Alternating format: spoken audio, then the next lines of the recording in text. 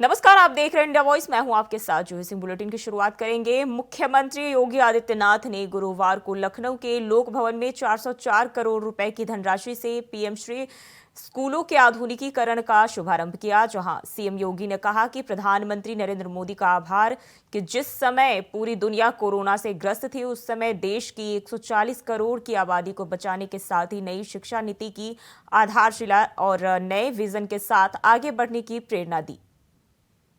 अनिवार्य रूप से कहा गया कि स्थानीय उत्पादों को जोड़ते हुए केवल हम सैद्धांतिक पाठ्यक्रम ही हमारे पाठ्यक्रम का हिस्सा नहीं होना चाहिए, बल्कि हम अपनी शिक्षण व्यवस्था में एक चीज को और देखें। उत्तर प्रदेश ने इस दिशा में कुछ प्रयास प्रारंभ किए, जैसे वन डिस्ट्रिक्ट वन प्रोडक्ट का। क्या हम स्कूली बच्चों को अपने अपने जनपद के वन डिस्ट्रिक्ट वन प्रोडक्ट से जुड़े हुए कार्यक्रम के साथ जोड़ पाएंगे? ये उनके स्किल डेवलपमेंट का साथ साथ एक कार्यक्रम होगा। या पीएम विश्वकर्मा, या उत्तर प्रदेश में पहले से चल रही विश्वकर्मा श्रम सम्मान की योजना, स्थानीय स्तर पर किस प्रकार के कार्यक्रम चल रहे हैं। जैसे कृषि विभाग से ही मैंने कहा कि भाई आप भी अपने कुछ ऐसे कार्यक्रम दीजिए जो स्थानीय स्तर पर उन बच्चों को ट्रेन करने के लिए आवश्यक होगा। कहीं माटी कला बोर्ड का है, कहीं पे गन्ने से जुड़े हुए छोटे छोटे 3-3 महीने के 6-6 महीने के सर्टिफिकेट के कोर्सेज हैं। इनको भी हम लोगों ने यहाँ पे शिक्षा के साथ जोड़ने का, कि अपने परंपरागत पाठ्यक्रम के साथ साथ उन बच्चों के लिए एक अतिरिक्त कार्यक्रम हम इसके साथ जोड़ने का कार्यक्रम कर रहे हैं। और इसे हमने माध्यमिक में भी और उच्च शिक्षा में भी बराबर लागू करने का एक तैयारी हमारी चल रही है, जिसको हमने प्रभावी ढंग से इसको भी क्रियान्वित करने का कार्यक्रम कर रहे हैं। आज एक पीएम श्री स्कूल की जो योजना है, इस योजना के साथ हमारे सभी माननीय जनप्रतिनिधि भी जुड़े हुए हैं, क्योंकि उत्तर प्रदेश के सभी 403 विधानसभाओं को कवर करते हैं। उत्तर प्रदेश के सभी 825 विकास खंडों को भी ये कवर करते हैं। और जब ये 1723 विद्यालय एक साथ आएंगे तो उत्तर प्रदेश के नगर निकाय भी ये सब इसके दायरे में आएंगे। कस्तूरबा गांधी विद्यालय से जुड़ी हुई जो सफलतम कहानी है वह आपके सामने है। प्रदेश के अंदर इन सभी कार्यक्रमों को आगे बढ़ाते हुए कोरोना कालखंड में हम लोगों के सामने था कि बहुत सारे बच्चे उत्तर प्रदेश के ऐसे हैं जो कोचिंग करने के लिए जिन्हें उत्तर प्रदेश के बाहर जाना होता था। जब लॉकडाउन लगा, हर अभिभावक कहता था हमारे बच्चों को वापस बुलाओ। खैर, उस समय उन बच्चों को सकुशल वापस बुलाने में डबल इंजन की सरकार ने अपना योगदान दिया। वे सभी बच्चे सकुशल आए। हम लोगों ने तब कहा था टेक्नोलॉजी आ चुकी है, इतनी इंप्रूव हो चुकी है, हम क्या कर सकते हैं। और आज मुझे बताते हुए प्रसन्नता है, अभ्युदय कोचिंग वर्चुअली भी और फिजिकली भी हर जनपद में हम उत्तर प्रदेश के अंदर प्रारंभ कर चुके हैं, जिसमें कोई भी बालक और बालिका नीट की, आईआईटी जेईई की, एनडीए की, सीडीएस की, यूपी पब्लिक सर्विस कमीशन की या यूपीएससी की तैयारी के लिए इन सभी कार्यक्रमों के साथ जुड़ सकता है। अच्छी फैकल्टी को हमने उनके साथ जोड़ा है। हमारे जो प्रशिक्षु आईएएस होते हैं, आईपीएस होते हैं, पीसीएस होते हैं, पीपीएस होते हैं, या विभिन्न प्रतियोगी परीक्षाओं से निकले हुए जो अभ्यर्थी होते हैं जिन्होंने सफलतापूर्वक उसे पास किया है, उन सबको हम अनिवार्य रूप से कहते हैं कि आपको एक क्लास जरूर लेनी है। उन बच्चों के लिए 1 घंटा आप जरूर दीजिए, और 1 घंटा प्रतिदिन आप देंगे। बहुत सारे इसके बहुत अच्छे परिणाम आए हैं। और यूपी के अंदर पिछले 2 वर्ष के अंदर हम देख रहे हैं कि चाहे वो यूपीएससी की किसी भी परीक्षा का हो, यूपी पब्लिक सर्विस कमीशन का हो, या नीट या आईआईटी जेईई का हो, इसमें उत्तर प्रदेश के बच्चों की सिलेक्शन की गति और उनकी दर में बढ़ोतरी हुई है।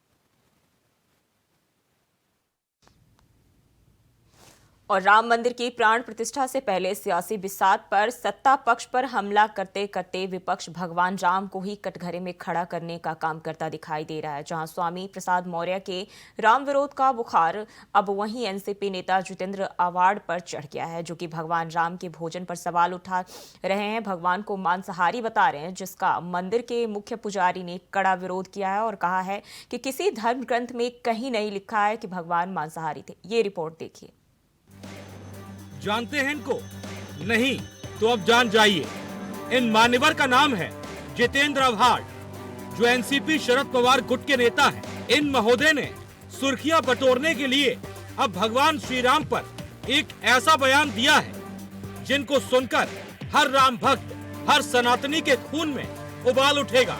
माननीय नेताजी कह रहे हैं कि भगवान श्री राम मांसाहारी थे। वनवास के दौरान उन्होंने मांस का सेवन किया था। एक बार तो मान लिया, गलती से जुबान फिसल गई, लेकिन नेताजी की बात तो सुनिए।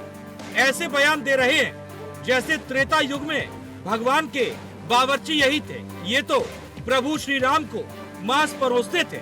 रेस नहीं था, तब खाते क्या थे राजा राम, और राम क्षत्रिय था,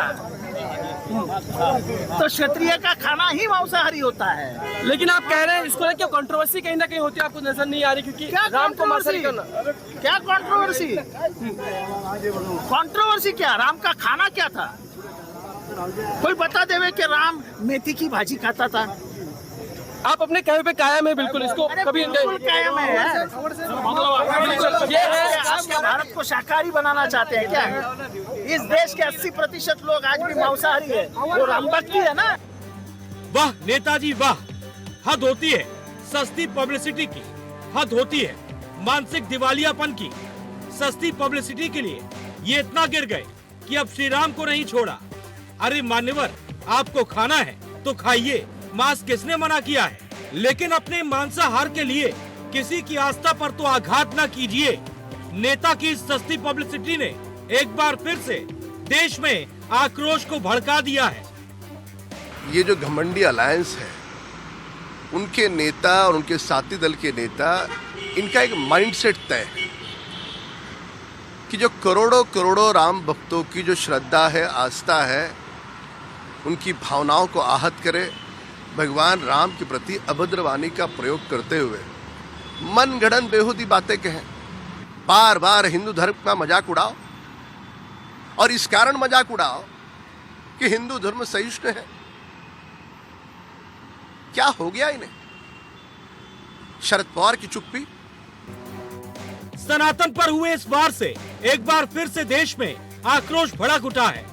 बीजेपी जहां एनसीपी नेता पर हमलावर है, तो वहीं संत समाज ने भी जितेंद्र आव्हाड के खिलाफ मोर्चा खोल दिया है। देखिए, एनसीपी के जो नेता जितेंद्र आव्हाड बोल रहे हैं वो बिल्कुल गलत है, झूठा बोल रहा है। कभी भी किसी शास्त्र में ऐसा नहीं लिखा है कि भगवान जब वनवास गए थे तो मांसाहारी थे, और सभी जगह लिखा है कंदमूल फल खाते थे। कि मर्यादा पुरुषोत्तम भगवान श्री राम के प्रति इस तरह के अपमानजनक शब्दों का जो प्रयोग करने वाले लोग हैं, इनके ऊपर स्वतः संज्ञान लेकर के सख्त कार्रवाई की जाए। अगर दूसरे धर्म के विषय में इस तरह का कोई बयान दिया होता तो अभी तक शायद वो जिंदा न होता। प्रभु श्री राम का अपमान बर्दाश्त नहीं किया जाएगा। हमारे शास्त्रों में है, जब तक कीन राम का निंदा, क्रोधवंत अधि भयो कपिंदा। प्रभु श्री राम की निंदा नहीं सुनेगा यह हिंदुस्तान है। और मैं, अगर कार्रवाई सख्त नहीं होती है तो फिर एनसीपी नेता जितेंद्र का वध मैं करूंगा। मैं अयोध्या से जगत गुरु परमहंस आचार्य चेतावनी दे रहा हूं, चैलेंज दे रहा हूं। और शास्त्र का ज्ञान नहीं तो पहले शास्त्र का ज्ञान जितेंद्र एनसीपी नेता करें। अब जब विवाद बढ़ा और बीजेपी के साथ हिंदू संगठन और संत समाज नेताजी के खिलाफ सड़कों पर उतरकर लामबंद हुआ, तो नेताजी के सुर बदल गए और उन्होंने अपने इस बयान के लिए माफी मांगी। आता वाल्मिकी रामायणामध्ये जर काही लिहिलं असेल तर त्याच्यावरती कोणाचा आक्षेप असेल का, तर त्यांनी ते सांगावं। मी कुठलाही भाष्य अभ्यासाशिवाय केलेलं नाही, पण त्याही वरती मी जाऊन सांगतो की आजकाल अभ्यासाला महत्व नाही तर भावनांना महत्व आहे, आणि त्याच्यावरती मी एवढंच बोलीन की जर माझ्या कालच्या वक्तव्यामुळे कोणाच्या भावना दुखवल्या गेल्या असतील तर मी त्याबद्दल खेद व्यक्त करतो। लेकिन कहते हैं ना, आधा अधूरा ज्ञान हमेशा विनाश को निमंत्रण देता है। ठीक इन महानुभाव के साथ भी ऐसा ही हुआ है। अपने अधूरे ज्ञान के दम पर ये श्री राम के चरित्र पर सवाल उठा बैठे। जिस श्लोक के दम पर ये कह रहे हैं कि भगवान श्री राम मांस का सेवन करते थे, वो है चतुर्दशी वर्षाणी वत्स्यामी विजने बने मधुमूल फले जीवन हित्वा मुनिवद आमिषम, अर्थात मैं सौम्य वनों में से एक ऋषि की भांति मांस का त्याग कर 14 वर्ष कंदमूल फल और शहद पर व्यतीत करूंगा। ये श्लोक श्री राम के वन जाने के वक्त आते हैं। इस श्लोक में श्री राम की प्रतिज्ञा दिखाई गई है। दरअसल कठिन परिस्थितियों में लोग मांस का सेवन कर लेते थे, लेकिन भगवान ने वन जाते वक्त प्रतिज्ञा ली थी कि चाहे कुछ भी हो जाए वो मांस का सेवन नहीं करेंगे। इसके अलावा भी अयोध्या में रहते हुए प्रभु ने कभी मांस का सेवन नहीं किया, लेकिन ये नेता अपने अधूरे ज्ञान के दम पर भगवान पर सवाल उठा रहे हैं। बहरहाल जितेंद्र आव्हाड ने तो माफी मांग ली, लेकिन सवाल ये है आखिर अल्प ज्ञान के दम पर किसी की आस्था पर आघात कहां तक सही है। Bureau report, India voice. Delhi में शराब नीति घोटाला मामले में ईडी के समन और गिरफ्तारी की आशंका के बीच सीएम अरविंद केजरीवाल ने प्रेस कॉन्फ्रेंस की। केजरीवाल ने कहा कि अब बीजेपी मुझे गिरफ्तार करना चाहती है, ईडी मुझे फर्जी समन जारी कर रही है। उन्होंने कहा कि मेरे वकीलों ने बताया मेरे खिलाफ गैर कानूनी समन जारी किया गया है। ईडी के पास मेरे सवालों का कोई जवाब नहीं है। जिसके साथ ही उन्होंने कहा कि मेरे खिलाफ कानूनी रूप से समन आएगा तो मैं सहयोग करूंगा। मुझे इसके लिए कहीं भी कुछ भी पेश करने की जरूरत नहीं है। अगर जरूरत पड़ी तो मैं ईडी के सामने पेश होऊंगा।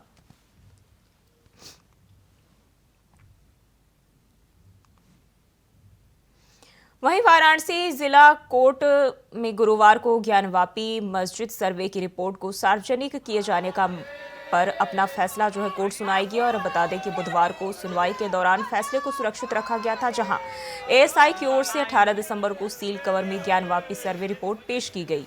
इसके बाद कोर्ट में हिंदू पक्ष की ओर से रिपोर्ट सार्वजनिक किए जाने की मांग भी की गई है।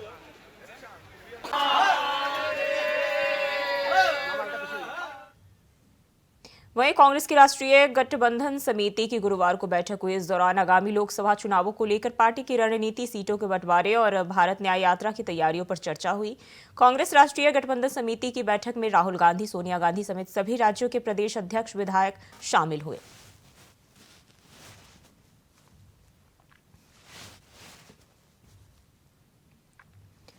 और खबर कन्नौज से है, जहां स्टेडियम निर्माण की मांग को लेकर सपा नेता और पूर्व ब्लॉक प्रमुख का प्रदर्शन देखने को मिला है। बता दें कि एफएफडीसी के पास स्थित स्टेडियम के चिन्हित स्थान पर सरकार पर निर्माण में सौतेला रवैया अपनाने का आरोप लगाकर प्रदर्शन किया गया, जहां पर प्रदर्शन कर रहे कार्यकर्ताओं का कहना है कि सपा सरकार में जमीन अधिग्रहण के बाद काम शुरू हुआ है, जिसके बाद सरकार बदलते ही स्टेडियम निर्माण को अधूरा छोड़ दिया गया।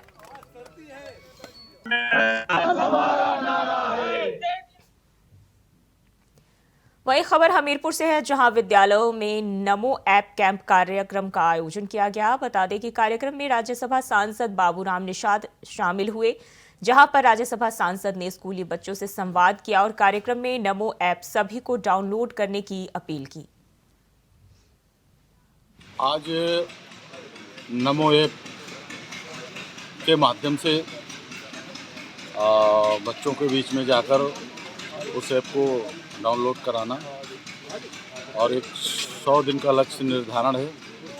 इसमें ज़्यादा से ज़्यादा संख्या में हमारे बच्चे जुड़े, ताकि बच्चों से सीधे मोदी जी का भी क्योंकि संवाद होता है और निश्चित रूप से बच्चे ही हमारा भविष्य है। पढ़ते पढ़ते बच्चों का भी मन मस्तिष्क कंप्यूटर की तरह खुलता है और निश्चित रूप से उसमें जो सुझाव प्रेषित होंगे। और खबर अलीगढ़ के कासगंज से है, जहां दो पक्षों के विवाद में पुलिस पार्टी पर फायरिंग में गोली लगने से घायल एसएचओ हरिभान सिंह अस्पताल में भर्ती हैं, जहां एसएचओ हरिभान सिंह को देखने के लिए सुबह 7:30 बजे ऑपरेशन के बाद एडीजी आगरा जॉन अनुपम कुलश्रेष्ठ उन्हें देखने पहुंचे। एसएचओ से मिलने के बाद उन्होंने कहा कि आरोपियों के खिलाफ कड़ी कार्रवाई की जाएगी।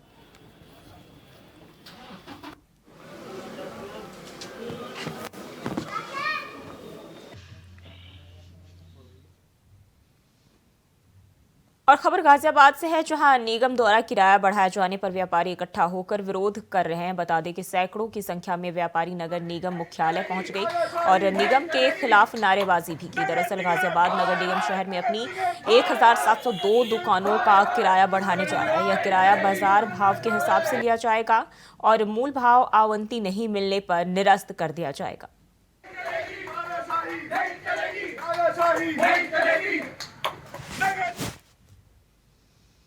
और हरदोई जिले में घर से सामान लेने गई एक किशोरी पर बाइक सवारों ने हमला कर दिया, जहां किशोरी के चेहरे पर धारदार हथियार से हमला कर उसे घायल कर दिया, जिसके बाद किशोरी को इलाज के लिए मेडिकल कॉलेज में भर्ती कराया गया है। वहीं मौके पर पहुंची पुलिस ने पूरे मामले की जांच पड़ताल शुरू कर दी है।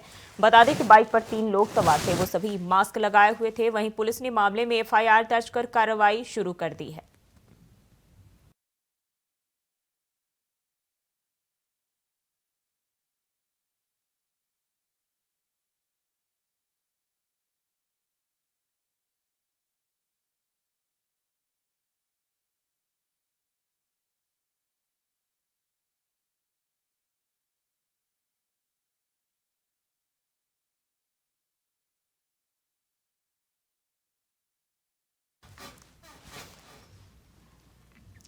और खबर कन्नौज से है, जहां घर के सामने दरिंदगी फैलाने से मना करने पर 2 पक्षों के बीच जमकर मारपीट हो गई। बता दें कि मारपीट के दौरान दोनों पक्षों के 4 लोग घायल हो गए, जिसके बाद सभी घायलों को अस्पताल में भर्ती कराया गया। वहीं मारपीट का वीडियो सोशल मीडिया पर वायरल हो रहा है। हालांकि पुलिस ने तहरीर के आधार पर 8 लोगों पर मुकदमा दर्ज कर लिया है।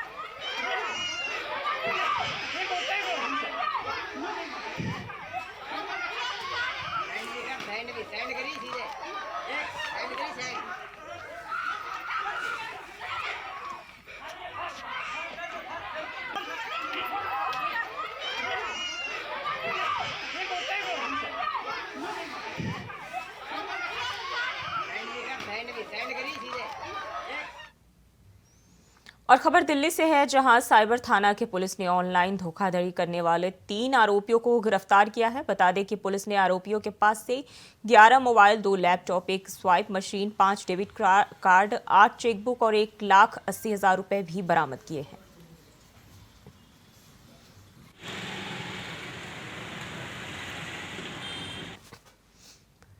खबरगाज अमृतसर से है, जहां 22 वर्षीय युवक सिमरनजीत सिंह को 2 किलोग्राम आइस ड्रग और 1 रिवॉल्वर के साथ गिरफ्तार किया गया। आपको बता दें कि पुलिस अधिकारी ने बताया कि यह ड्रोन के जरिए पाकिस्तान से आइस ड्रग और हेरोइन की खेप मंगवाता था। साथ ही पुलिस कमिश्नर ने बताया कि इसके तार पाकिस्तानी तस्कर पठान और आमिर से जुड़े हैं। उन्होंने कहा कि वह पठान और आमिर के जरिए ड्रोन के जरिए पाकिस्तान से ड्रग मंगवाते थे। साथ ही उन्होंने बताया कि वह खेती और दूध का काम करते थे और रातों रात अमीर बनने का सपना देखते थे।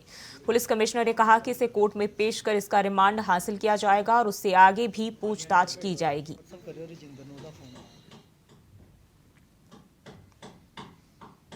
वहीं खबर होशियारपुर से है, जहां गांव ददियाना में अचानक सुबह हुई फायरिंग में एक बसपा नेता और मौजूदा सरपंच की मौत हो गई। बता दें कि 3 युवक आए और उससे पहले हाथ मिलाया। इसके बाद उन्होंने बसपा नेता पर 4 गोलियां दाग दी, जिसमें से एक गोली संदीप के दाहिने हिस्से में लगी और वह ढेर हो गए, जिसके बाद उन्हें एक निजी अस्पताल लाया गया, जहां उन्हें मृत घोषित कर दिया गया।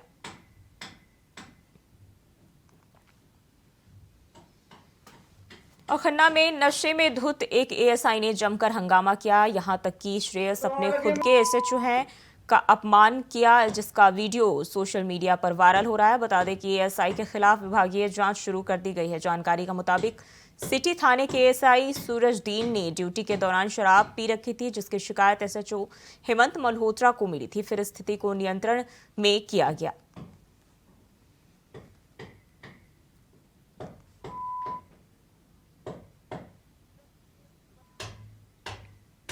और खबर गुरुग्राम से है, जहां मॉडल दिव्या पाहुजा की हत्या के मामले में एक बड़ा अपडेट सामने आया है। बता दें कि आरोपी ने जिस गाड़ी BMW का इस्तेमाल किया था, वह गाड़ी पटियाला बस स्टैंड पर खड़ी मिली। वहीं मौके पर पहुंची गुरुग्राम पुलिस, जहां गाड़ी की तलाश के लिए पटियाला पुलिस के अधिकारी भी पहुंचे, जिसके बाद हत्याकांड में इस्तेमाल की गई BMW कार बरामद कर ली गई, जिसे पुलिस ने अपने कब्जे में लेकर अपने साथ ले गई है।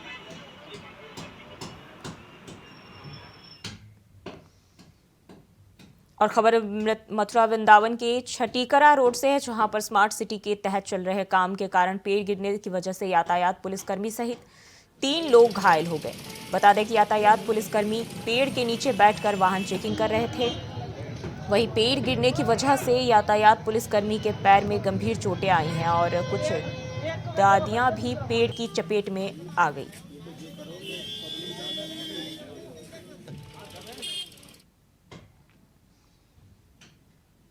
और बुलेटिन में फिलहाल के लिए बस इतना ही। खबरों के लिए बने रहिए इंडिया वॉइस के साथ।